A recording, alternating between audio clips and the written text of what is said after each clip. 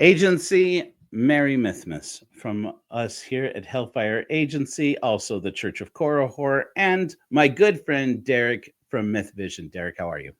Good. Getting ready for the Now, holidays. yeah, right? Merry Mythmas to you, Derek. And we got You the as well? sweater thing coordinated. Yes, we do. From my chest pubes to my ball fro, I am sweating in this thing, just so you know. Like one of my favorite movies is Step Brothers. So right. I told Derek, I said we should talk about this, and then I sent him this thumbnail that's on the background here, and he laughed, and I said, "Do you know where that's from?" And he's like, "Step Brothers." I'm like, "Yeah, Step Brothers." absolutely. Not even in a fire. I mean, come on, right? There's a fire. Yeah. Not calling him dad. I'm not doing it. Not even in a fire.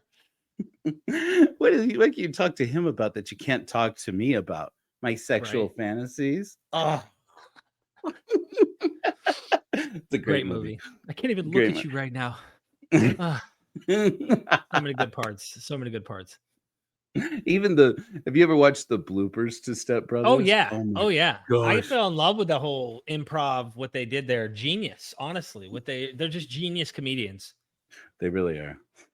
So we were talking about this a little bit before recording here. So you are an atheist, as I am, but unlike me, you're not ex-Mormon at all, which I love. And I need to get more, because I've been talking to a lot of ex-Mormons, and I love my ex-Mormons and my ex-Mormon atheists. And I've been talking to Mormons, but there's so many people out there, Christians, who have deconstructed Jesus. And so I figured, what a better time than Christmas to talk about this guy wasn't born on December 25th. There's a good question to ask. Was he born at all? Which I am still on the position that I think it's plausible that Jesus was born on the earth in Second Temple, Palestine, Jerusalem area, or Nazareth or something. But I still think that it's this minority opinion, and it is, full disclosure, a minority opinion by only some scholars, and the majority is vastly against it, thinks it's wrong, that Jesus started out as a myth, was always a myth, and that's okay and interesting. And I'm on that side. So that way I tell people, look, it's not going to make me wildly popular with anyone, but I'm a Jesus mythicist, which you were not, Derek. Now you started Mythvision. Yeah, I was. And I'm not, and I'm sympathetic to, like, once you, it's that Dunning-Kruger kind of if you will, chart. The more you know, the confidence starts to, go down, and then you build confidence the more you learn, and you're like, okay, hold on. Now I understand why I'm not going to be absolutely so certain. Now I know people like Bart Ehrman will put off the certainty. I think it's reactionary, rather than just based on fact data. Though I get why someone would think there was a guy who'd been mythologized. We can point to other men who are mythologized, but I'm also sympathetic to the mythicist position, even if I'm not one. And I have my reasons. And some of those reasons come down to very interesting, I would even say mythological or theological things about Jesus that when I try to find it in other humans who were legendary or mythologized, I don't find all of the elements that you find with mythical beings that we see. So dying and rising, you find this with Orphism, Dionysus. And now here's the interesting part about this. Keep this in mind. The ancients believed these gods existed. We're so far removed from this. They thought Zeus was real. They thought Heracles was real. They thought that Asclepius was real. These were real men or real gods that existed in their minds.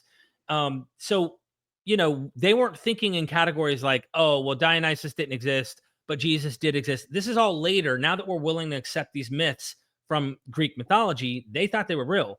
We now know those guys weren't real. And I mean, they've known that for a while. I imagine throughout history, they've pointed these things out. Many people have started to recognize that. But Jesus, on the other hand, has some of those characteristics that the mystery cults have, which at the center of these mystery cults is a deity that likely never existed, is a god that is like those gods we would say are myths, like complete myths, not a real dude like Caesar Augustus, who then was mythologized. I look to the imperial cult, though, and I look to Apollonia Satiana, and I kind of look at them and I go, I would look at Jesus most likely fits into this category of a human who gets mythologized. Now, the question then becomes, and most mythicists throw back at me, is like, why would they take this peasant from Galilee and make him king of the universe like that if he wasn't already like known to be some deity from the get-go? And there's always going to be a mystery of not knowing exactly what this dude said or did that made him so charismatic or so important to his cult that he ended up getting deified to that degree. I don't know. I mean, you know, it's interesting. It makes the deconstruction of the Bible so much more interesting for me. And that's where I'm like, I look at it and I go, unless Jesus wasn't real, which takes me off on this, holy shit, I had no idea this. Right. And I learned so much more about Judaism than I ever knew because of mythicism, which I love because I am, I have Jewish ancestry somewhere in there. And I'm passionate about that and what the history of what happened to the Jewish people. And it's like, I'm learning things about Judaism I never knew because of mythicism. I'm learning things about Roman Empire I never knew. I'm learning things about the Hellenistic world. I'm like, if nothing else, Jesus mythicism is an introduction. Trying to either defend or defeat it is an introduction to this fascinating world of antiquity. Agree. So, I think that's an important observation. It's easy to criticize a position you don't agree with, but oftentimes I realize the stepping stones to where I am today and where I'm at, and realize how thankful I am that I went through those avenues, even if I'm not necessarily in total agreement with where I came from or what I thought once. I'm not going to spit on where I came from and act like you can't step on the same stone that I stepped on to get where I'm at. That's a bit hypocritical to me. And it's very tribalistic what you see going on, like the spit on mythicists, but then turn around and entertain a guy like David Wood who's trying to tell you a dead dude rose after 3 days.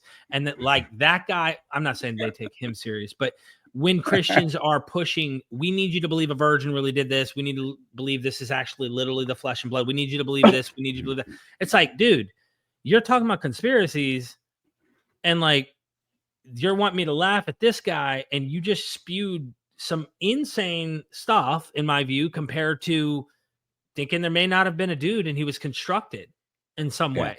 I mean, either way, I feel like both are a bit too extreme in going all the way.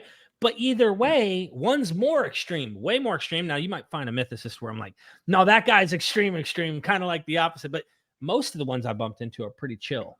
So Right, cool. So, I mean, I started following Mythvision a long time ago. Those of you guys at home who aren't following Mythvision, you got to follow this. Even if Mythvision really, for a while, it was pretty hard into Jesus mythicism.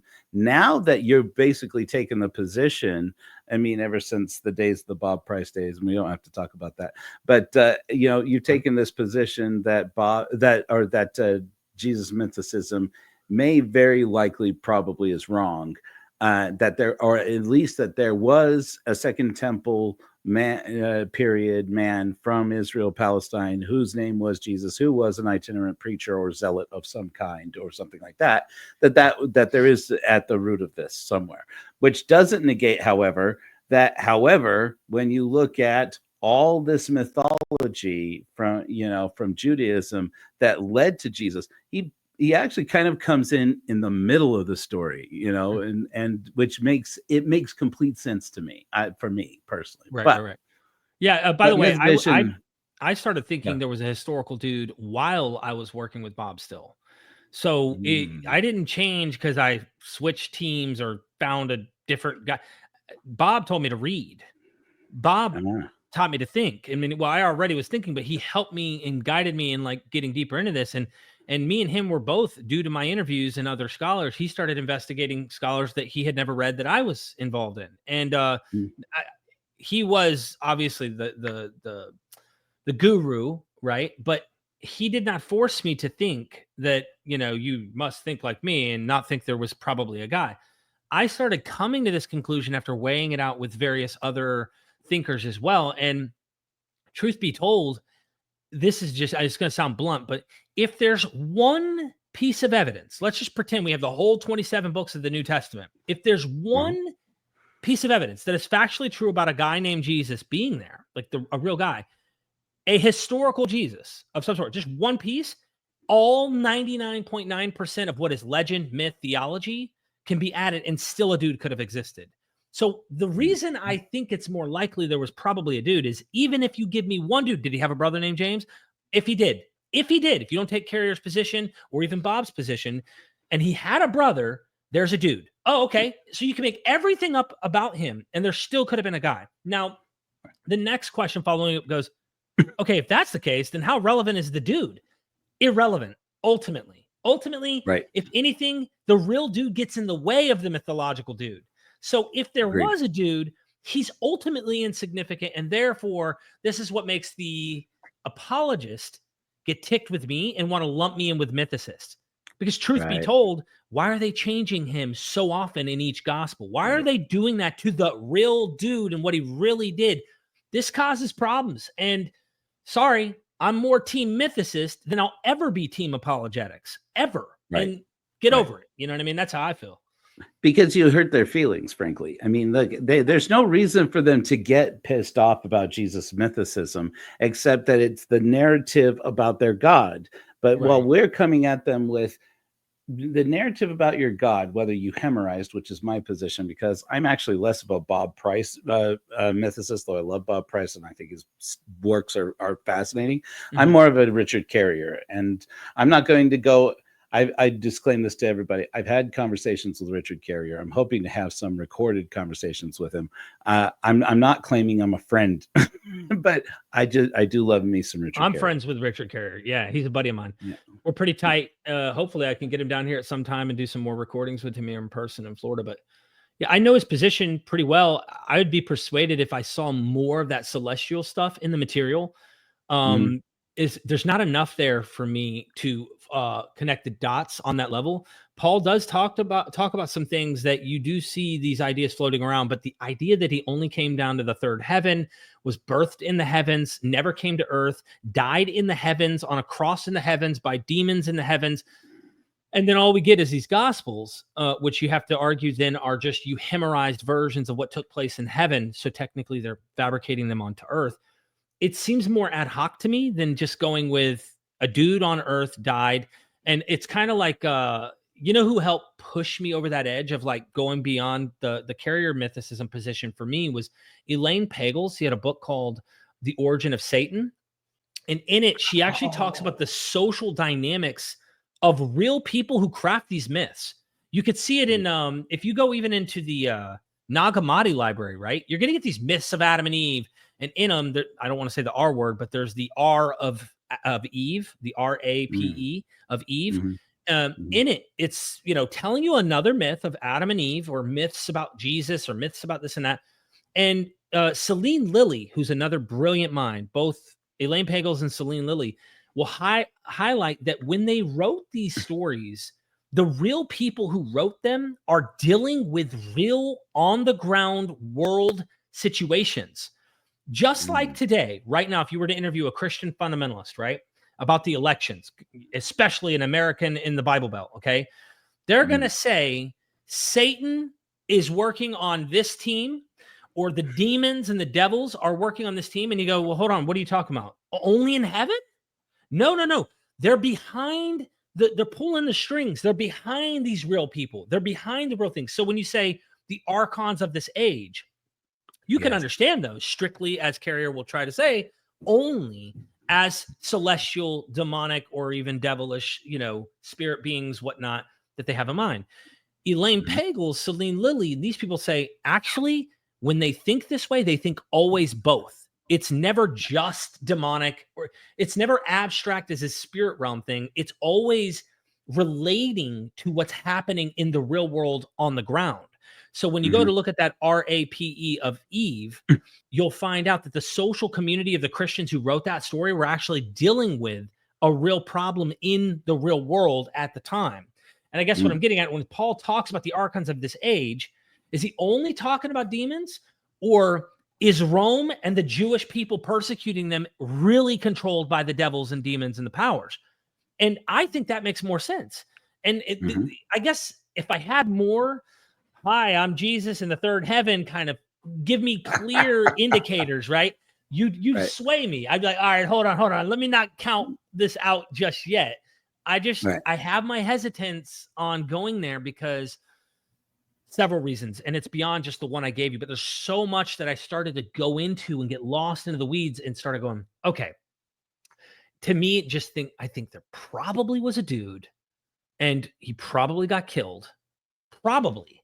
We can't even rule out, like, I understand we can take Paul, we can take these things. And is it ridiculous that Jews get killed in the first century? No. Josephus documents this, Philo of Alexandria, and several others. Okay. Even crucified, especially crucified. At the same time, people go, it's an argument of embarrassment, right? So this proves he was crucified. And as Carrier points out, Attis was castrating himself. But that was the central myth of Attis. It wasn't embarrassing. It was part and parcel of their myth. So you if you're honest and fair, you want to subject yourself to the tug of war of bright thinkers and allow yourself to go and think through this stuff honestly and think for yourself and come to a conclusion to go, okay, let's suppose he really did get crucified. There really was a guy. Could they have still crafted a myth out of it? Sure. But could we use Attis and other guys that make us think maybe Jesus himself, that was crafted, that he was crucified, that it's symbolic almost of what was happening to Jews at the time? Yeah, you can go wherever you want. What makes the most sense? And the sad part is, bro, no one can be absolutely certain.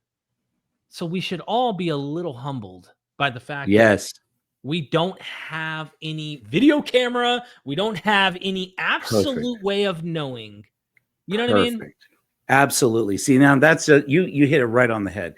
This is where you and I feel like we're having the same experience in a way. Of course, we've come from very different background. We came to deconstruction very different ways and at very different times, I think. Anyways, I deconstructed while I was a Mormon missionary in South America 20 plus years ago. Wow. And so, it was quite a thing. But it's like, and yet here's the thing, whether I'm talking about Moroni and the gold plates or Nephi and the gold plates or the heavenly messenger or angelic messenger and the gold plates and Joseph Smith and then Jesus and then Elohim as separate beings and then boom. Right. Or you as an evangelical Christian at the time, right? I mean, that's a fair word to use there. Deconstructing the Bible and Jesus and Mary and the virgin birth and all of this, when we deconstruct and then come back and encounter the apologists, that's where we see the arrogance of it, arrogance that we had as believers to say, when I say, look, I'm not saying your God isn't real. It's not real for me, but I'm just saying whether you believe that your God, Jesus, was a man on the earth, or that he started out as a myth or a story about a God in the heavens, the God that you have a relationship with is God. It is a God. And so, and there's nothing wrong with that. That's a mythology, that as a shared myth is at the heart of every religious group in the world, saying, no, but mine was actually born in a manger and was crucified and rose from the dead on the third day. Those are historical facts. Right. Is not only not necessary, it's not necessary to Christianity. And I tell people this, I said, you'd be shocked at how many Christians lived and died and their whole lives never once believed about the virgin birth of Jesus, never once believed about a Jesus who walked on the Sea of Galilee or any other such thing. Don't believe in any of these miracles that happen. They believe Jesus was born in heaven. They believe that he died in heaven. That his mother was not Mary. His mother was Wisdom or Sophia. Right. And he has a wife, that he has children in heaven, and he met them in heaven. He has them in heaven, and I'm like, and the most fascinating things I've learned about Christianity have all been since looking at Christians have not always believed in all of this. So, but here's getting to the point. So I'm curious for you as a deconstructing ex-Christian, exvangelical, however that term is. Right. Isn't there a time, like, I know it's an ex-Mormon. We talk about this in the ex-Mormon circles. What about when you're singing in the shower? And it's like, oh man, you can't mention this shameful thing that sometimes I still sing the Spirit of God like a fire is burning in the shower or things like that. There are things that even at the most hardcore ex-Mormon sometimes you go, I do miss that there was the rites of passage, being ordained at 12 years old, believe it or not, as a deacon in the church. Right. It's like it was a rite of passage. It wasn't about the priesthood. It wasn't about becoming a deacon. It was about a rite of passage, similar to a bar mitzvah or a confirmation, things like that. There are all kinds of things that people, ex-Mormons, miss about the church. That if there was a church for godless people, they're like, I would like to see something like that come back. So I'm curious, as an ex-evangelical and an atheist now, is there ever anything that you think that you personally miss, or that you think some ex-evangelicals miss about church? I'm certain there are. I think the reason church works so well is that you're dealing with a social construct that everyone does. It's not just Christianity. Okay. So Mhm. humans, this almost is a fundamental question about religion itself. What is it? Right. And you get you ask what does myth mean? Oh God, listen to mythologists and experts. They have 10 different definitions. They can't agree exactly what it means. It's a meaningful story that has meaning of a social cultural construct that helps identify an in-group. Like, and then you get another one that goes, well, it's a fabricated ancient myth that describes the origin of the natural observations of the world that are pre-diluvian often, and like the list goes on and on. Well, what is religion? And to me, man, the best way I could just say, because I come from an evolutionary kind of perspective in terms of observation of the world, and I think, why did humans begin to form? Meaning, it's not like I don't think we consciously formed religion. I think religion organically evolved, identifying our group, our region, our territory, our ideology, our political paradigm, that's my football team. That's mine. Well, look at what football people do, right? They go to a stadium, they scream, they paint themselves, they have certain rituals, they put the shoe on their head, there's all sorts of stuff. They even have superstitions, whether they believe them or not, they do them. So to Mhm. ask about church, to get into this, you've got mosques, you've got Buddhist temples, you've got Hindu temples, you have every single other culture in the world doing this. Why do we do this? And that's a Buildings are question there. beyond my pay grade to know the answer ultimately of the psychological and social reasons behind why humans come together under a unified umbrella of ideas and to do this. I know that I have a form of church, if you will, when I'm doing my live streams, hanging out with people here on Mythvision when I Mm, do a live. There's a form of mhm, it because we're gathering together under an idea that's kind of therapeutic and fun, and we're stretching our brains. There's a lot I mm, don't miss about church. There's a lot I mm, don't miss because it's boring. Certain types of churches. I've been through various denominations, but your point about meaning and tradition, I feel many atheists we throw everything out so much that we mhm, lose being a human, which mm, being a human to me is also being part of the animal world because it's what we are. mm. To pretend that we have risen above and we're no longer even human in a way, we don't need anything. We're just completely fine, I think is also naive.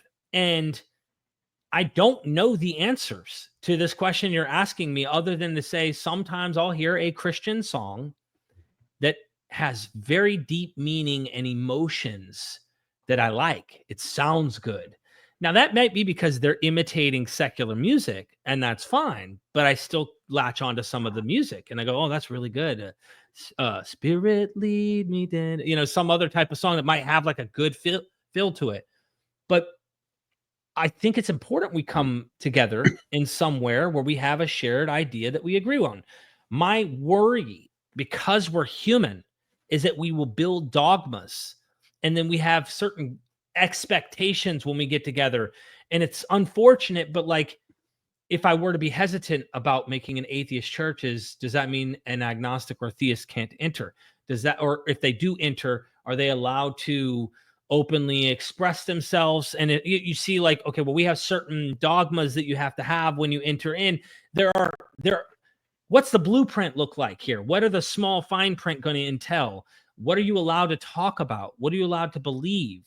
Do we have certain expectations? And these are all questions I imagine you've probably already been thinking through. I went all over the place with this just now. But No, to say, no, you actually went down a very specific road. Actually, I don't think you realize that's exactly what I'm asking you about. right. Because, shared myth is a big part of this. Because I talked to Britt Hartley. I don't know if you're familiar with her. She's like one of the most fascinating people. She runs a podcast called No Nonsense Spirituality. Wrote a book by that name.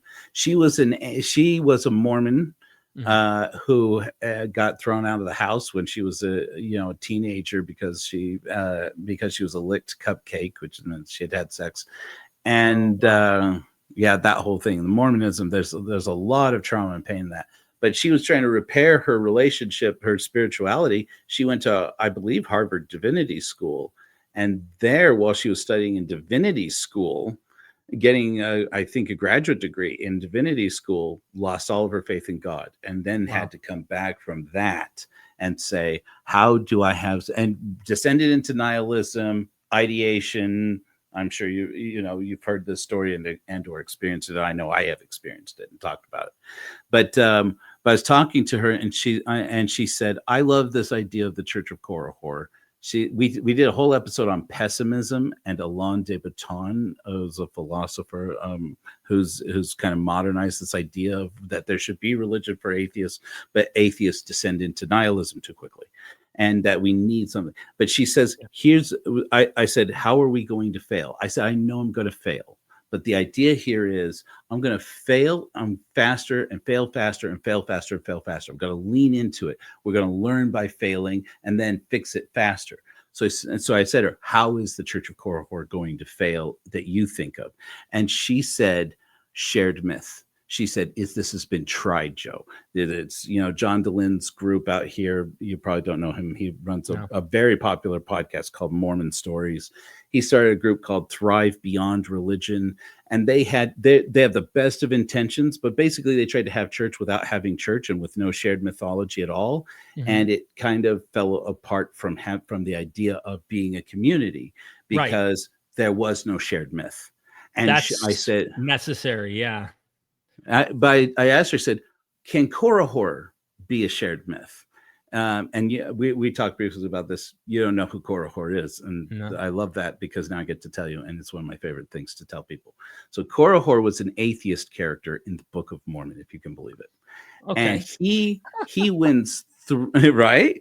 He wins three debates against Christians. Now, keep in mind, and I'm sure this is easier for you than it was for all of us who had to come around to this. Joseph Smith is likely coming up with this in his brain while he's looking at a rock in his hat, okay? And telling this story to Oliver Cowdery, who's writing the shit down, okay? I think that one was Oliver Cowdery. Either Oliver Cowdery or Emma Smith, I think, at this point. And so he says, and he tells him the story. He defeats three prominent Christian leaders in his ancient American community, Mesoamerican community, maybe. But anyways, and at the end of the third one, the prophet Alma tells him, look, you want a sign that there's a God? You want empirical and rational evidence that there's a God? Here it is. I strike you mute with the power of God so that you will not speak these words that cause people doubts. And I hated this story all the time that I was a Mormon because I'm like, he censored him. I mean, he just no free speech right out the window. It's just like, we can't even hear Korihor's questions. And Korihor then descends into, when he realizes he can't speak, writes to him and says, please return to me the use of my voice. You don't know what this is going to do to me. And please, I get it. The devil sent an angel, a demon in the form of an angel of light to deceive me. And I am such an idiot. I should have known. I've always known, but basically he's under duress. I mean, because he can't speak, which I looked at that and I said, you still don't know that that's a miracle because there's a thing called selective mutism. But anyways, we're not getting into that. But he gets into this, which is interesting because that's got a lot to do with Joseph Smith's history too. But anyway, so he begs Alma, give me back the use of my voice, and I promise I'll never lead these people astray again. And Alma says, no, because you would lead the people away again. And I'm like, wait a minute, is this what the Christian ethos is? But in the long run, what happens is that Korihor has to go house to house begging for his food because his only means of supporting himself was his speaking, because he was a speaker, an atheist speaker. And eventually, because these Christians won't feed him out of mercy, then he's forced to go to the neighboring village, the Zoramites, and there he's trampled to death. And I've said for a long time, like, if I could start a church in the name of somebody, a church for godless people, I would probably choose the Church of Carl Sagan, because I love Carl Sagan. Right. Or I would choose the Church of Christopher Hitchens. But I can guarantee you, Carl Sagan or Christopher Hitchens, if they were sitting here alive with us today, would go, "Don't you dare!" Right. They wouldn't want anything to do with this. I said, so I'd rather have it be someone I know is fictional, like Jesus. And oh boy, let me tell you, I ruffled some feathers out here in Utah with that story. I'm like, I'd rather it was like a fictional story like Jesus, but that embodies values and principles that I believe in. And for me, that's Korihor. He's the martyr of reason, I call him. He died to teach us to think critically. And the fact that Joseph Smith came up with him, and this whole story came out of Joseph Smith's brain, it, far from being diminishing to the story, makes it more interesting to me. There's this whole culture that I came from, this whole religion, people believe this was a miracle about Jesus, ultimately. Well, this has a lot of overlap with why Satan, the Church of Satan, is even a thing. Not all. I mean, there's some who actually believe and worship Satan, and I don't get that personally, especially if if they're really legit coming from a rational, critical, secular kind of, I don't believe. And I've never fit into the kind of emo-ish. I don't want to say that they're all emo, but there's like this, like, I need to wear nothing but dark drag, kind of give off the Dracula feel, the kind of dark emo feel, the dark, I have to wear a satanic cap, or like, it's not me. I'm more of like I'm a jack of all trade kind of person. I can fit in almost anywhere, but you could almost say like the typical jock from school, kind of athletic guy who is very traditional, have a wife, been married almost 18, 19 years, 3 boys, like, and they're all in the sports and, all that kind of stuff. Like, it's just me, right? So where would I fit in? I can't see myself going and hearing liturgical things about Satan, or I understand the motive of, like, here's this almost wrongly done character biblically who gets demonized by the true genocidal maniac who happens to be the God, who is literally wanting to wipe out every Israelite, and Moses has to beg him, who's literally like, they're making gold calves, or he's causing people to go mute. He's making people go blind, diseases, famines, wars. I mean, you name it, crazy stuff. I get why Satan becomes a hero in a way, kind of like you're talking about with this character. I think I think you have a really good jump off point, specifically, at least for ex-Mormon skeptics, but anyone, even I, enjoyed the way you painted that.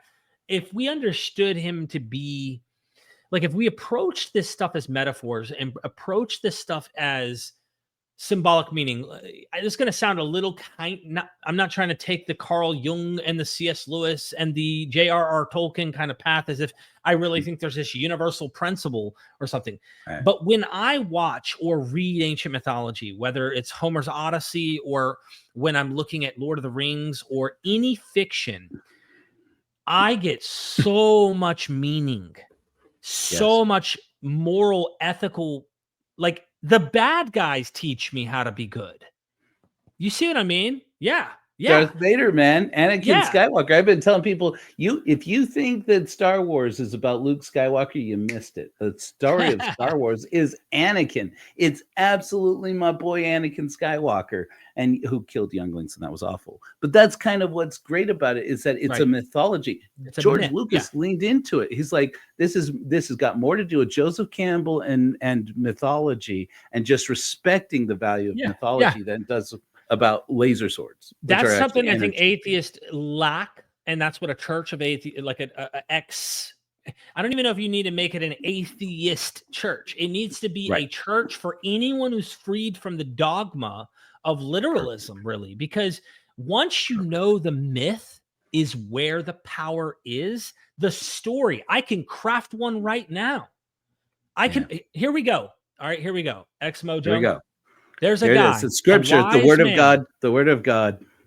Go ahead. There's a wise man named Exmo Joe. He's walking through the wilderness, pondering his past, his present, and his future. And as he's pondering deeply about his past, present, and future, he notices a lion jumping from behind a cactus to chase him.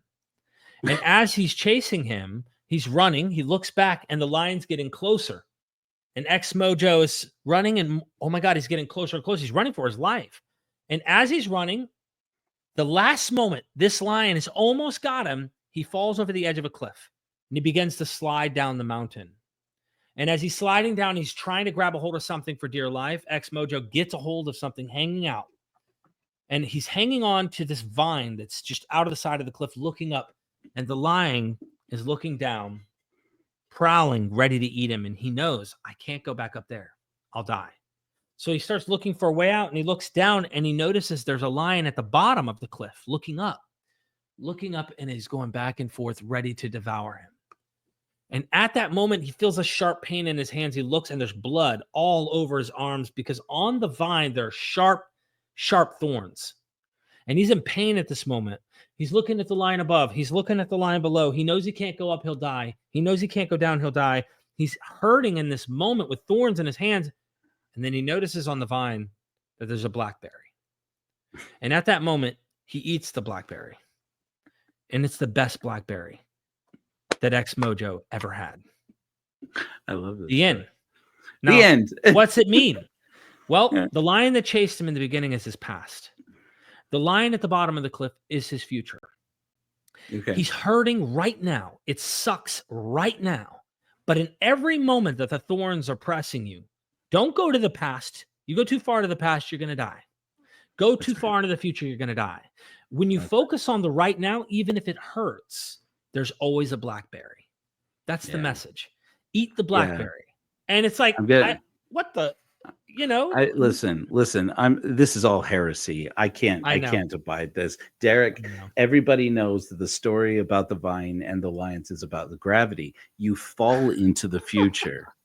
Right. And when you're holding on to the thorny vine, that is you dealing with shame and guilt in your that comes from the lion above, because you wouldn't even be on that vine if it weren't for the lion above. That is your past. Right. Correct your dogma, brother. You have to come around to the true order. You got to purge me. You got to cast it out of me. I'm just saying that I made up that, like, well, I've like repurposed that story that I heard. It's a parable, so to speak, a lesson about life that carries meaning, and you could put anyone's name in it and have them be the main character, and teaching them kind of a point about not, we only can live in the right now moment. If we dwell on anything beyond that in our minds, there's a parable of wisdom that is in this. And many of the religions have these parables that are good pieces of wisdom that we can learn from, but they also have baggage in a lot of things that are dated and a lot of things that aren't good.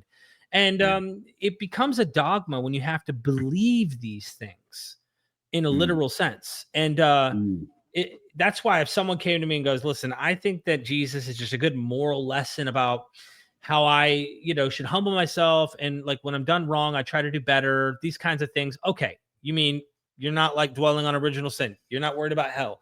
You're not like being told, I must believe the Trinity, or I must believe he died and rose again from the dead. No, I think it's a good metaphor. Okay. I have nothing. Yeah. I'm not even chasing you. I have nothing to even say further with you. You're not the problem. You're not. Yeah. You're not running around slapping people with Jesus. Clearly. This is why I say to people who say you can't build a religion around a fictional character. Christians who tell me this, I'm like, I'm trying so hard not to laugh at you right now that you're a Christian who thinks you can't build a religion around a fictional character. But go on, and they say, and they say, well, if Korihor was not a real person, you don't think Korihor was a real person? I said, no, of course not. Joseph Smith made him up, or somebody made him up. Maybe Sidney Rigdon, maybe it's Solomon Spaulding.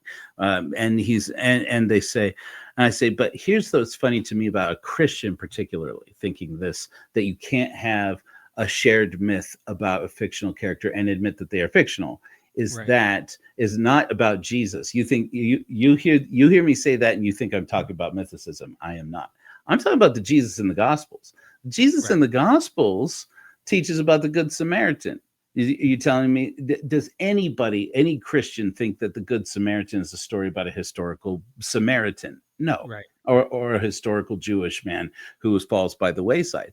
And what's interesting about that for me with the Good Samaritan in particular is you take the Good Samaritan out of the story, the actual Samaritan, who is not the man who falls by the wayside, who is a Jew.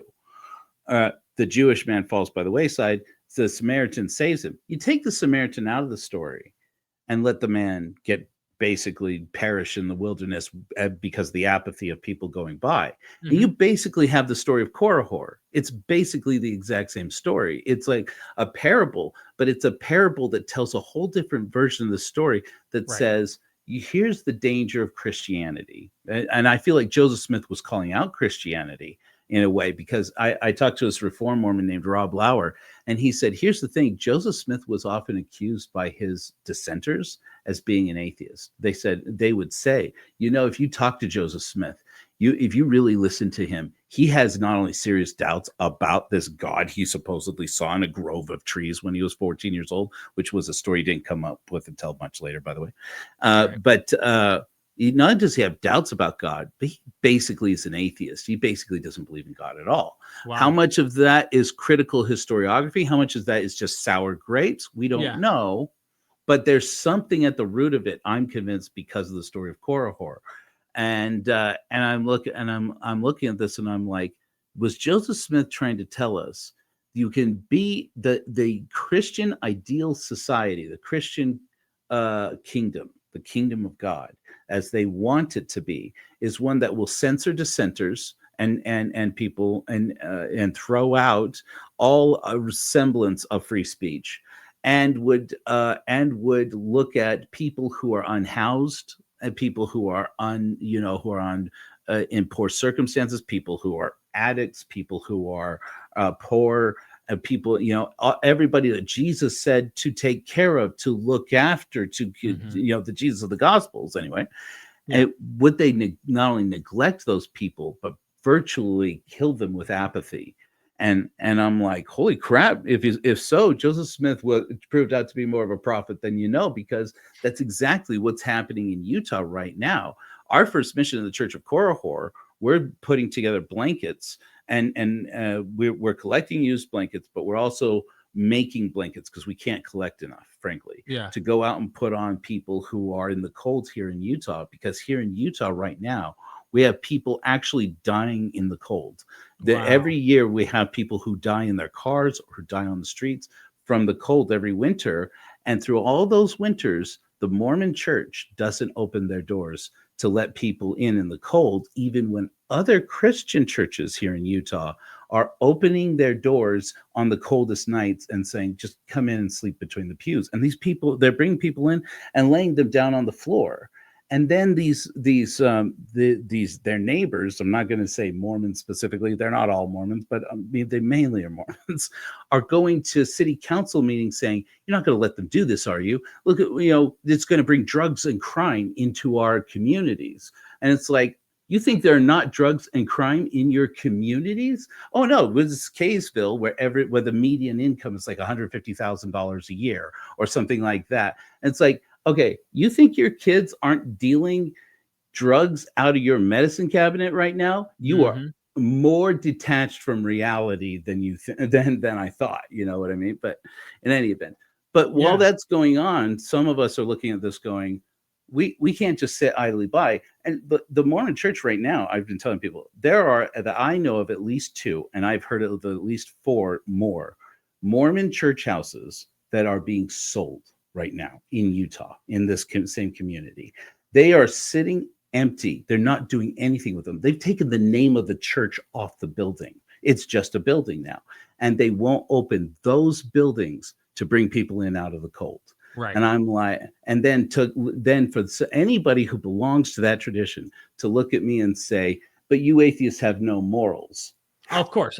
Yeah, that's the age-old trick, though. You know what I mean? You have to borrow from us in order to have these morals. And the ignorance on the people saying that about every culture on Earth is it's astounding, honestly. The bubble they live in that assume, and then if you are moral, oh well, that morality is really from our God. What? How's it not Vishnu, dude? How do you know it's not Vishnu? How do you know it's not this God or that God or whatever? Especially when you look at law codes throughout history, long before the Bible was even written. Who the hell made those, man? And like, why are they good in many cases, or at least not all, of course, because the biblical account itself has horrific law codes in it.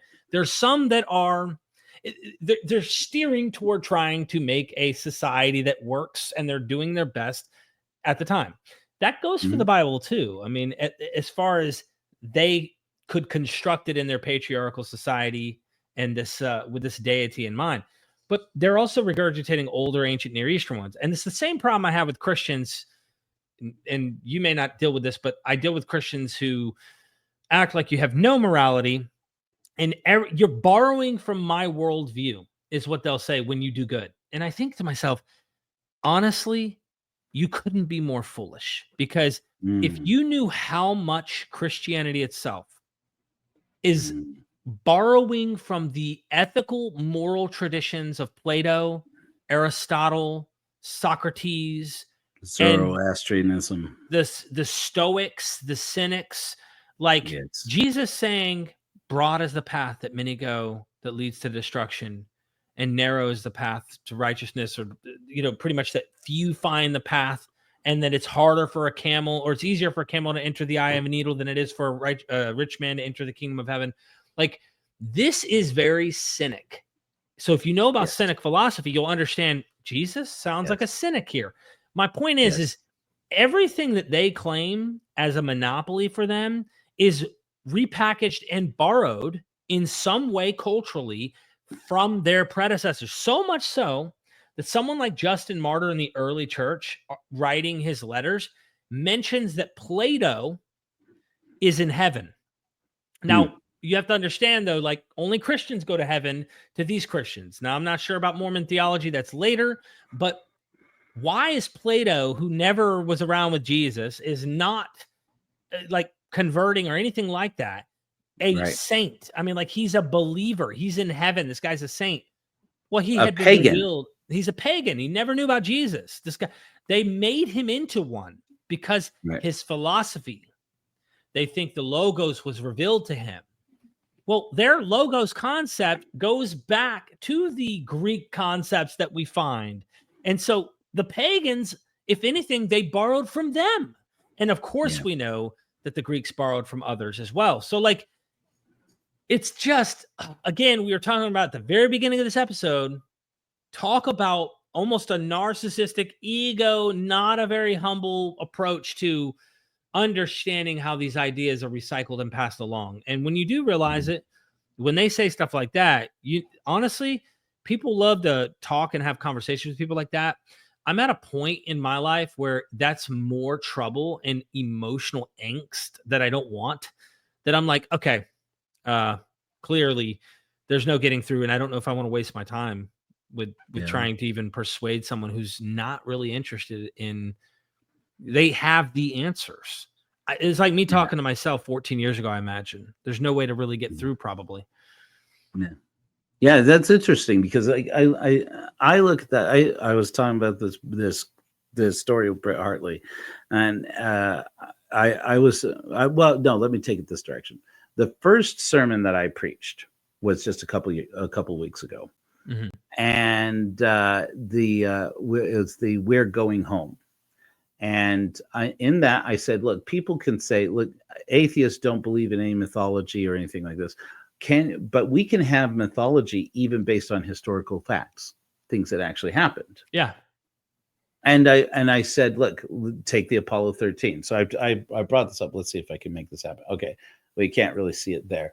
But there, that symbol that I put in the corner there. Yeah. This is a symbol of the Church of Korihor. And it's taken from the Apollo 13 official reports. And basically, it's about how Jim Lovell and the crew of Apollo 13 got home without a guidance computer by basically putting the Terminator line into the COAS, a device on the lunar module to help them steer their way home, and did a final burn that reoriented the Earth and the separation between the day side and the night side of the planet, of planet Earth, so that they could re-enter without burning up, without bouncing off the atmosphere, and without burning up in the atmosphere. And I'm like, that's like us. And I still have people, since I gave that sermon, first sermon I preached since I was a Mormon 23 years ago, by the way.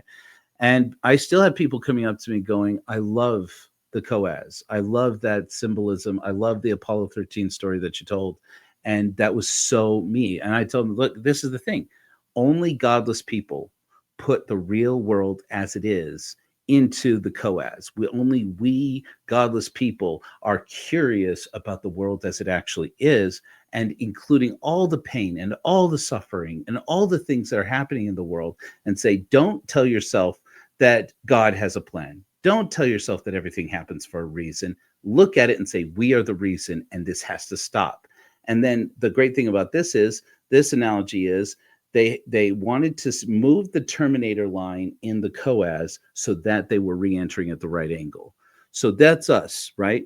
Our guidance computer isn't working. That's scripture. That is mom and dad telling us about Jesus, Christmas, all this stuff. They were doing the best they had with their guidance computer, but it's not working. We have science where we could look to the stars, and which is what Jim Lovell tried to do. But there's so much debris around Apollo 13, around the spacecraft, they couldn't see the stars in the sextant. A lot of people didn't know this. I didn't know this until recently. They had a sextant built into the actual ship, and Jim Lovell was the only human who had multiple hours navigating in space, just using the stars and the sextant the way that sailors do with ships. Mm-hmm. And but he couldn't see the stars because there was so much debris. Right. And so he said, look, here's what we're going to do. I'll put Fred Hayes over there. He'll control the pitch of the pitch of the craft and the slowing down. I will be over here, and I will control the acceleration and the yaw. And then we'll have Jack Swigert back here with his Breitling watch. They always make sure to point that out. It's the greatest brand placement in the world. And he will time us exactly at 14 seconds, because that's all the fuel they had to spare. And he said, and I'll just take the Earth, and I'll just move the terminals, and we'll between Fred Hayes and I will just move it so that it looks basically like that symbol over there in the corner, the Terminator line. Right. I'm like, that's you and me. We have to see the world as we want it to be, while not denying the world as it is. And no religious person that I know of, any religious group, is going to really do that. Only godless people, in my opinion, can really do that. Right. That's why this time is our time. So I guess what I'm asking is this. Do you think that Exvangelicals, never mind evangelicals, I have no interest in converting people away, in getting people to deconstruct Christianity. Right. Do that on your own. I got no time for you. I'm looking at the atheists. I'm looking at the agnostics and the apatheists. And I'm saying, look, we as godless people can have church. We have to have church. We have to have a shared value only among those of us who actually share these values. Because there are atheists who won't be comfortable. I guarantee you Bob Price wouldn't be comfortable in my church. I'm just going to tell you this right now. There's a lot of values he wouldn't agree with.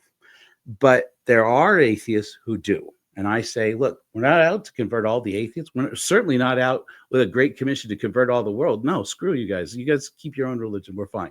We don't need you in the Church of Korihor. I'm looking for a slice of atheists and agnostics, godless people who agree with these values that we've created, and all centered around this. This is the creed of the Church of Korihor. We transform painful lives into lives worth living. And I look at that and I say, if we can use that as a shared myth, we could actually be successful at creating a level of belief that atheists, some atheists who are exvangelicals, would be drawn to. Is that wild? Is it specific enough? What is your general impression of that idea? I mean, there's probably a lot more, I imagine you have, and you that are part of the package of being in this church. When you say convert, to have them convert to your church or to convert to that, what do you mean by that as far as convert? That's a great question. So most people, you don't have to join the Church of Korihor. I tell people, don't join the Church of Korihor. If it doesn't, unless you're passionate specifically about the 12 values of Korihorism, which will change, by the way, and unless you're passionate about what we're doing here and you can afford the tithing, which is we have tithing of $2 a month. If you can't afford $2 a month, dear God, don't do this. And number one, number two, let's get you a job. Let's get you income, because if you can't afford $2 a month, we want to help you. So most people who will appreciate the Church of Korihor, it's kind of like a people of the book situation, maybe, I guess you could say. As it's like we call them friends of Korihor. You can join, you can pay the tithing if you want, you can be part of the website at korihor.org, etc. Enjoy our sermons. Be a participant, buy a t-shirt or something, wear the symbol. I love it all. But conversion is specific for a function. First of all, it's to leave the organization that you're with. I don't think this is as true as much as the even Exvangelicals, but you tell me if I'm wrong. But among the Restoration churches, Mormons, Jehovah's Witnesses, Seventh-day Adventists, and all the way up to modern churches like Scientology, most of them have a rule that you have to be kicked out of the church, even though legally you're supposed to be able to resign. And in the recent years, they've been making it harder and harder and harder to resign.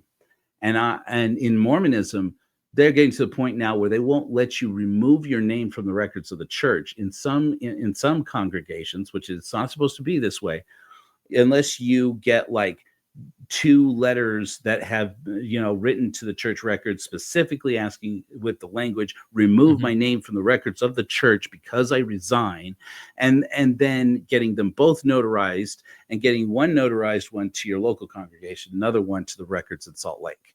And it's like, and for I don't know if you've heard of this, Derek, but in Mormonism, they claim there are 17 million Mormons who are members of record in the Mormon church. They're very proud of that fact. But the document was leaked a couple of years ago. It says the actual number of people who profess belief in the church and attend church in the Mormon church is 2.4 million. Wow. And so it's right.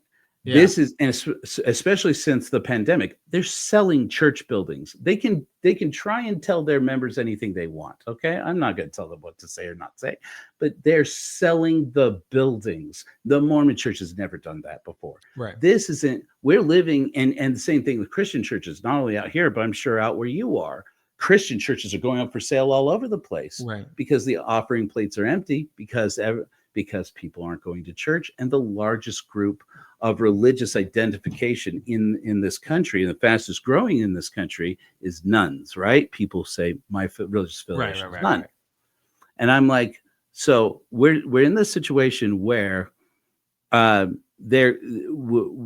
we have people who want community, like you were saying. Mythvision can become like that community for you, right, who want to know the truth. Yeah. And want to know the truth about what really happened, want to know the truth about the myths, and want to appreciate myth. And that's why I love Mythvision. I've loved Mythvision for years. Is that is like there is a hunger and a thirst to say, what can I actually take for me personally, or take for understanding history, or understanding life in general, the human condition in general, from these myths. If somebody came up with a myth and sat down and came up with a myth about it, there must have been a good reason. What was the reason? And let's talk about that, because that's interesting. And I'm looking at it kind of from an atheist perspective of, we think that, there's this famous quote from New Scientist magazine where a guy said, was asked, what's your philosophy at New Scientist? And he said, at New Scientist, we think that science is interesting, and if you disagree, then you could fuck off. Right. And that's now one of the values of the 12 values of the Church of Korihor is scientific curiosity. Korihors think that science is interesting, and if you disagree, you can fuck off. Show me a church that says something like that. No. I was asking about conversion just to get an idea of how that was going to work. I imagine it needs some form of membership option to keep the money coming in, to keep something going, at least to try and keep an organization to where you guys can keep lights on or potentially have meeting places and things. It reminds me of kind of how AA worked. When I went to recovery rooms, they would hand a basket, and the basket was all completely voluntary, but you're keeping that local AA open so people can come in and share their experience, strength, and hope. Now, they use deity for any generic, whatever higher power you want it to be, of course, and that's their kind of approach. It's almost reminded me of this in a way, except here we have a church that is not theistic, doesn't demand you believe in any higher power. If anything, shows you don't need that in order to achieve what you are trying to accomplish and to become the better person that you are. I think it'd be great. I mean, I think I imagine it could be very successful. I think it's important, like you said, not to just generally just have some general concept. We all share skepticism and this and that. I think a shared myth, as a known myth, as a known allegory or metaphor for each member, each participant's experience, identifying themselves with this person, with this this purposeful made up myth that allows you to unify. Because look at Christianity. What made it successful?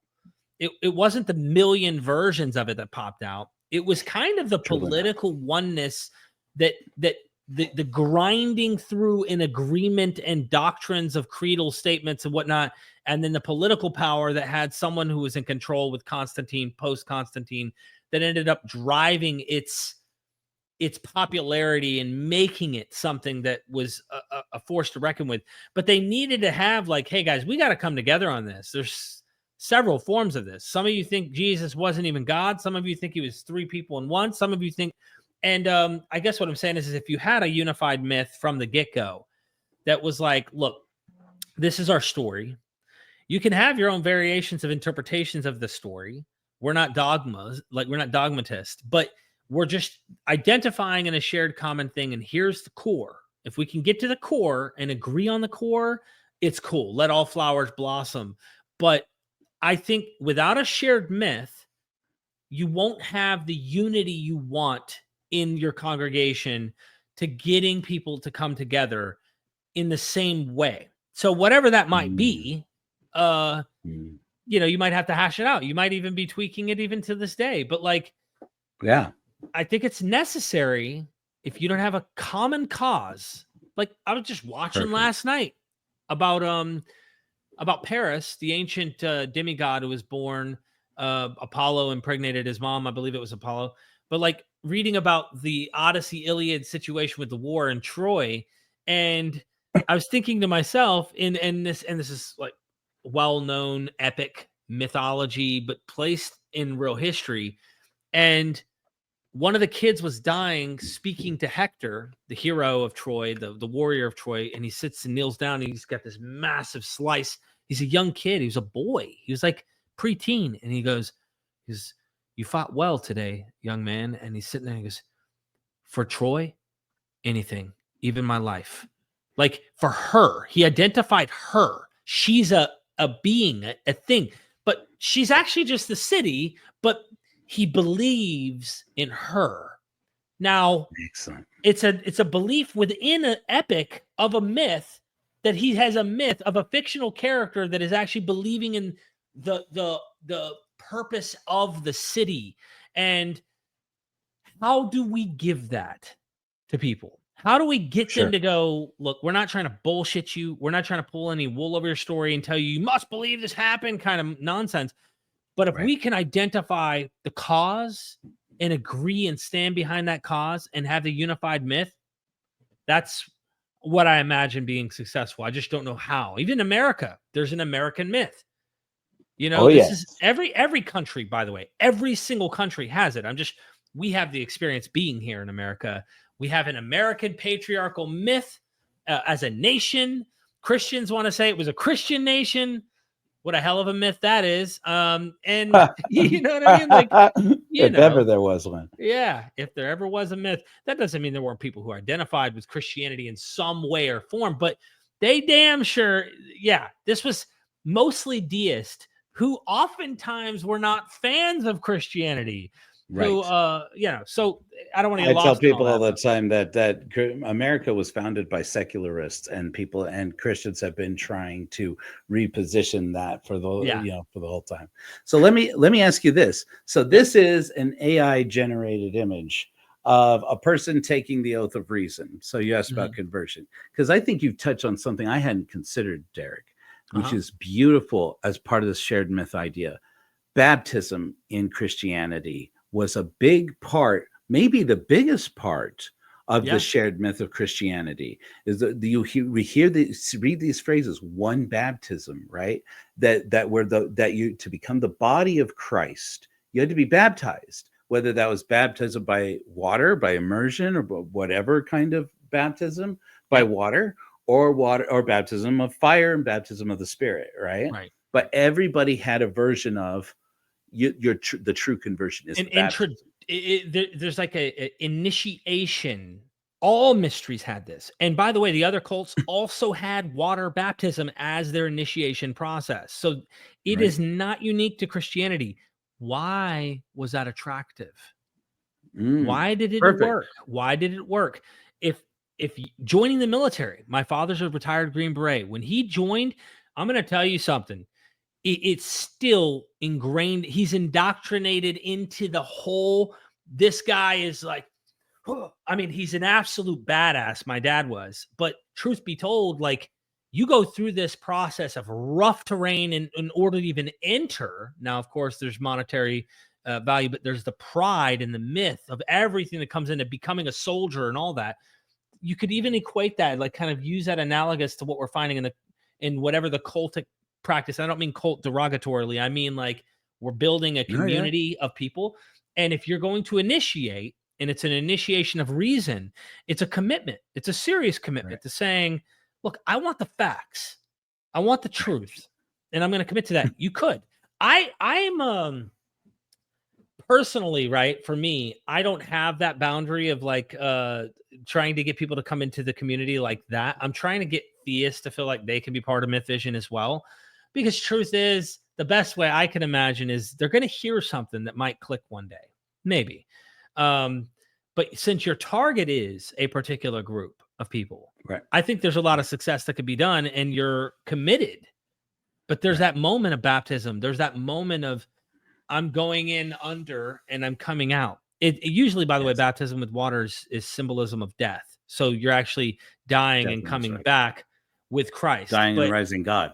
Right. He is a dying and rising God, and every baptism affirms it, right? Absolutely. Absolutely. So I know what you mean, though, psychologically, that's an important moment, like bar mitzvah, like something that is significant in your life and committing. And if you don't have commitment, how will you take it serious? I mean, some people will, but most of the time, I don't know. I tell this, I'm sure me and my wife have things where we don't pay for it. We're also not as invested. But when you commit, when you have to pay for something or you commit, you're a little more invested in the thing you're spending money on, or you're spending your very hard, committed time and interest in. You take it a little more seriously. So I don't know.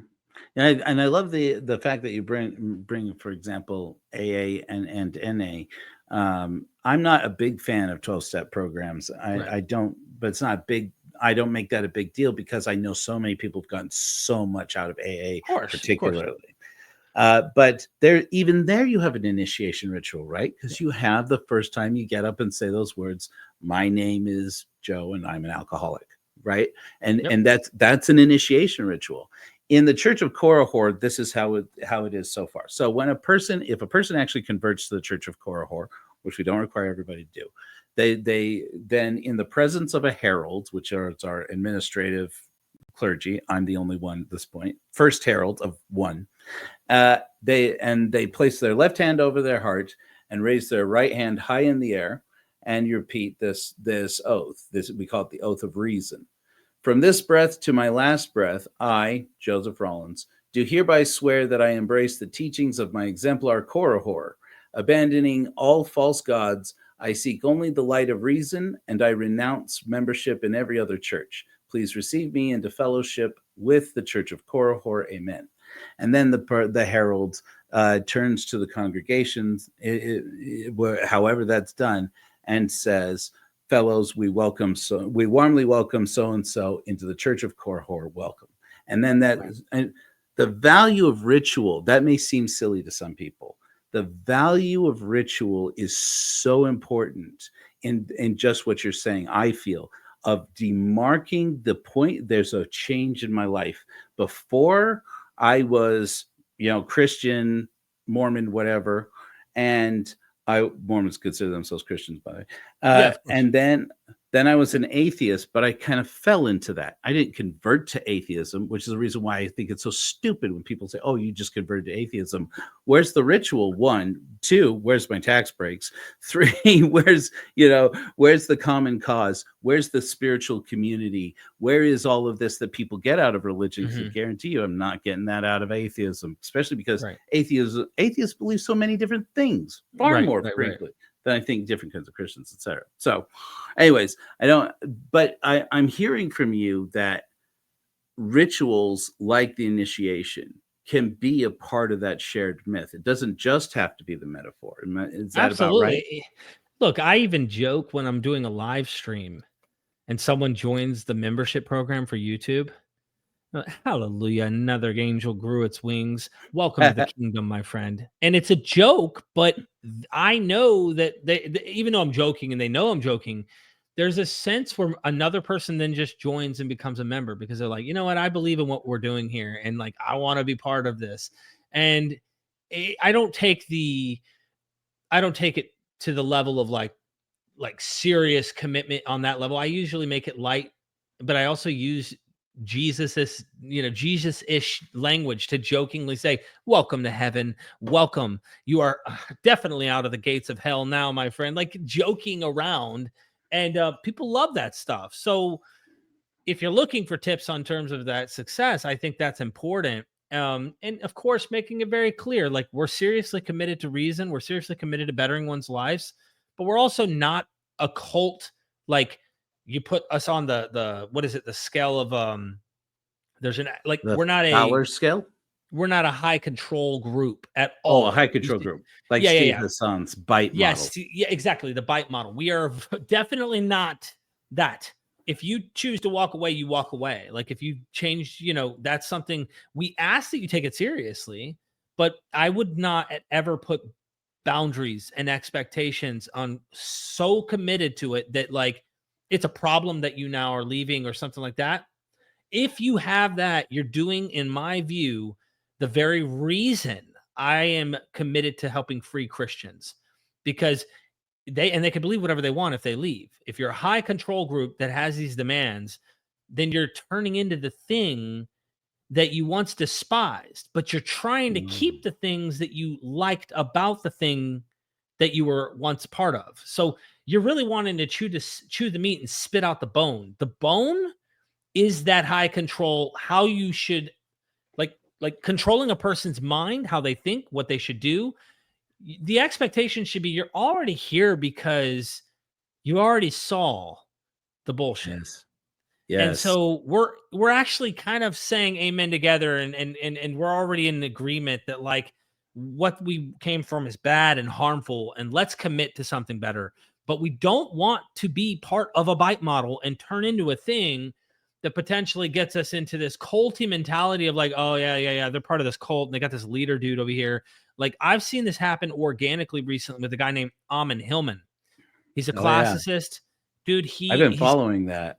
I didn't even know who that was until you did that episode about Amon Hillman. I'm like, oh my God, you are right. Bro, this guy is a cult leader with a cult following. There's nothing that you can say where this guy's followers think he's wrong. And 99 probably 0.9% of the people who follow him don't even know the language that they claim he's the expert and knows better than everyone who knows Greek. Well, I've got so many people who know Greek who say this guy's wrong, right? And they come at me going, why are you guys reading from English translation? Amon's reading from Greek. Bro, I can read from Chinese. If you don't know Chinese, and then you got 20 guys who do know Chinese, and you're telling me that Derek's right about Chinese, and I've got guys who could point out, and I got some stuff in the works, by the way, to kind of debunk this culty guy, because it is a high control group. My buddy Neil was part of it as a friend, thinking it was like a joke. Again, having fun, organic community where they're being like anti-Jesus-y, but they're definitely not atheist. He is seeing himself as like an esoteric mystic cult leader who has a divine calling in some way on his life. He thinks himself to be something like that, really. And Neil said, this guy, it got real dark because he didn't agree and believe like he believed. And then this guy like started to kind of excommunicate him from their community. He has initiation practices where he tells him to cut a piece of hair or to dress in lingerie. The guys, like there's a process of shame in order to enter, and they have to go through a shameful act, and then they're part, like there's all sorts of ritualistic bad things. Well, the question is, it's like saying, oh, eating cake, you're gonna get obesity and diabetes if you eat cake. But actually, there's a good aspect of eating a little bit of cake. Do we throw all ritualistic tendencies of what comes natural as humans that organically unite us through myth and tribalistically, if you will, into our own shared identities and what we believe and whatnot? Do you throw it all away because guys like Amon Hillman are abusing this and they're going beyond and really controlling people's lives? Or for me, I get a little bit hesitant because I'm okay, but not everyone is okay. Not everyone can do things the same way, and they need that. They need that, what you're trying to provide here. My advice is, of course, be mindful of bite, be mindful of too much power, scales of being able to balance these powers amongst your community as you go there. Like, and of course, finding that common myth, whatever it is, or coming up with some type of creedal thing that allows them to say, this is serious enough that I'm committing. Because I don't know if it will work. If it's not serious enough, I don't know. I don't know. I mean, I don't know. I do not have the answers here, but whatever you got to do. I think you get hit on more than you realize there. I think that's absolutely right. And here's the curious thing for me. Like, I was going to do this thing about another ritual. So we have several rituals that we've been developing, and I've been talking to people in different areas. Like I talked to some trans people about what would a ritual to celebrate your transition be. People who are gay, what would a good coming out, a positive form of coming out look like if it were a ritual? And I talked to some divorcees about how could divorce. Every religion has a ceremony for marriage, but how many have a ceremony for divorce? And for making that a positive thing. Let's not just grieve your marriage and your childhood dream. I'm going to marry my forever somebody. Okay, let's celebrate the reemergence of the individual that was suppressed and bargained out of existence. That's a really interesting. That's a clever way of looking at things, turning negatives, which were typically demonized, into a positive and a freeing situation. Yeah. And this is another one. I was not going to do this. I was going to do this, and I'm not going to do it. Okay, so there's another one. Is this? I've been crafting this piece of plaster that will eventually be cast in cement. And I've been calling this, a lot of Mormons and ex-Mormons who see this just go, I don't get it, right? So I'm curious for your position as a person who's been in the evangelical. Okay, so I call this the God crucible. You'll see that it's hollow and that the eye holes connect. And when you lay it down on the ground, and if you have fire underneath it, then whatever you're burning under there, fire comes out the eye holes. Anyways, right. I just think that's fun. But basically, the ritual is this. We call it exoration. And it's a funeral for God. And so what I'm planning to do on January 1st, coming up here, is take my mission call, which was signed by a prophet of God, Gordon B. Hinckley. It was a big deal. Along 20 plus years into my atheism, I still have this letter. And I'm going to perform this exoration that I've been talking about for a long time. I believe that atheists are not actually angry, even though we act angry. I think a lot of people like ex-Mormons, ex-evangelicals, and you tell me I'm wrong if I'm wrong. A lot of people are in grief over God.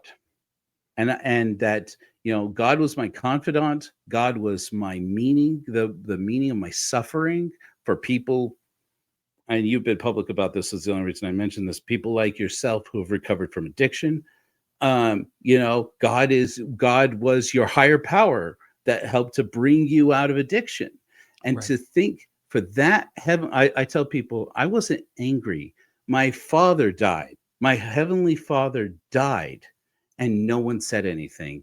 And part of me was in grief. A big part of me was like, I got no closure here. I got no opportunity. I told this to Britt Hartley, who's now an atheist spiritual director. So I've been relying on her for a lot of this.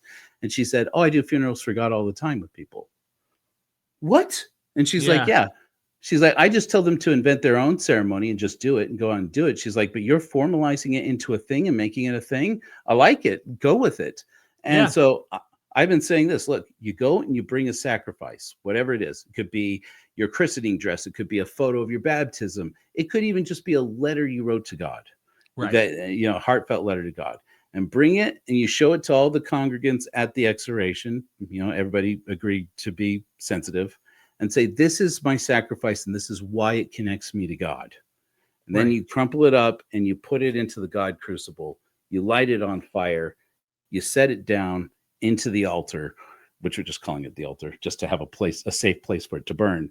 And then you look the crucible in the eyes. And for the last time, you say effectively a prayer, but you say to the God that disappointed you, whatever is in your heart to say. And if it's angry and filled with profanity, do it, get it out. And if it's, "I love you, why did you leave me?" then get that out.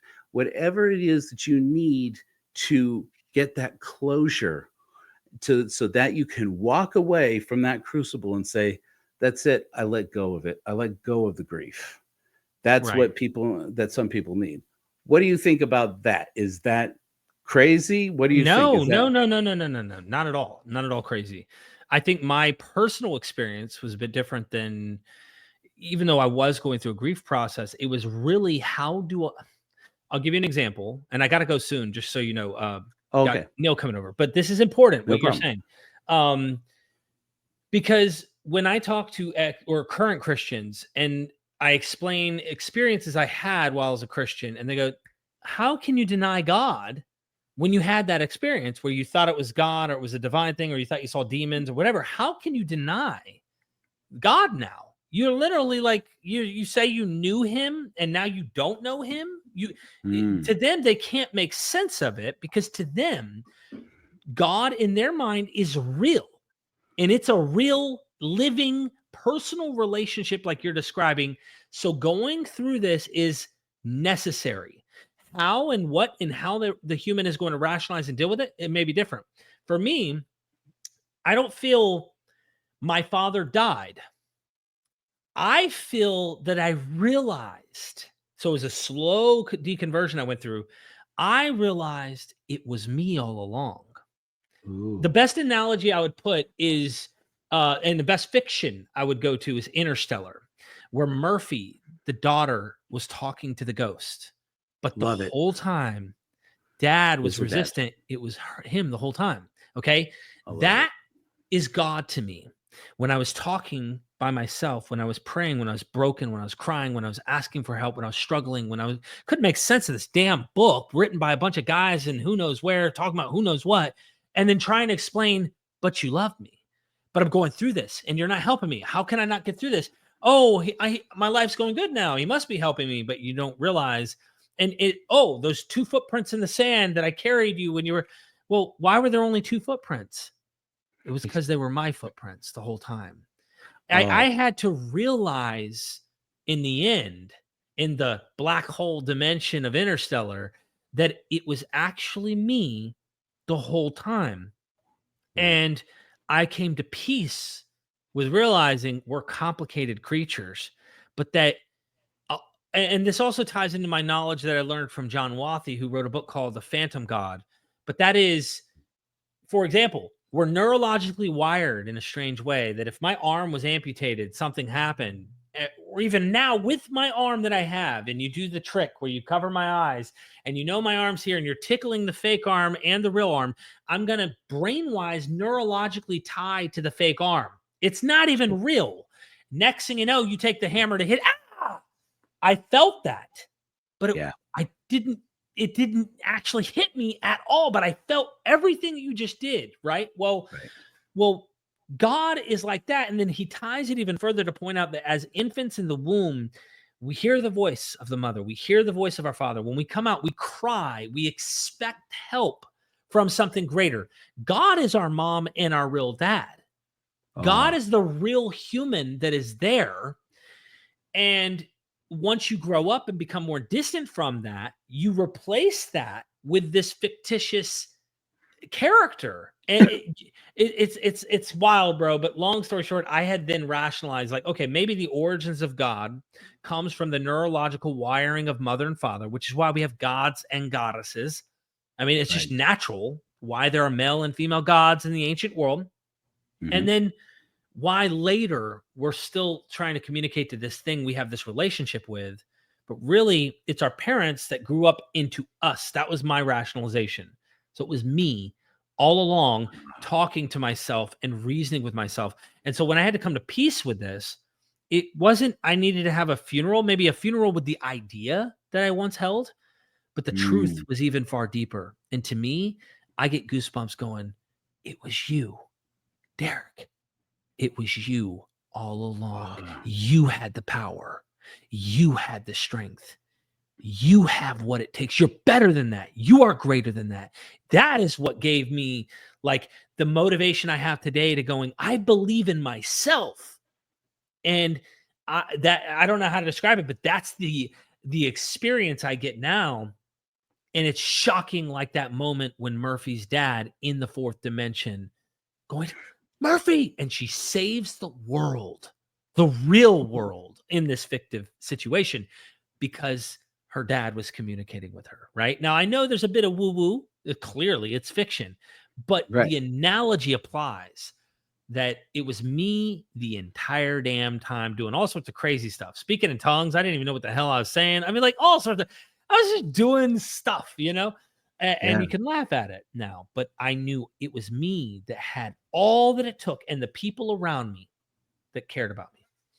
That you were your higher power. I love that so much. I love that so much. I'm gonna wrap up and let you go because I know you have another appointment. But Derek, I can't tell you enough how appreciative I am that you came on the show this beautiful Christmas holiday. Merry Mythmas to you, sir. Merry and Mythmas. I thank you so much for being part of this. Hey, thank you. I hope people who identify with what you're trying to do will back you, will consider checking it out, and keep in mind, you know, look, I feel like you're trying to do it, but do it the right way, the best you can with your own particular mythos, right?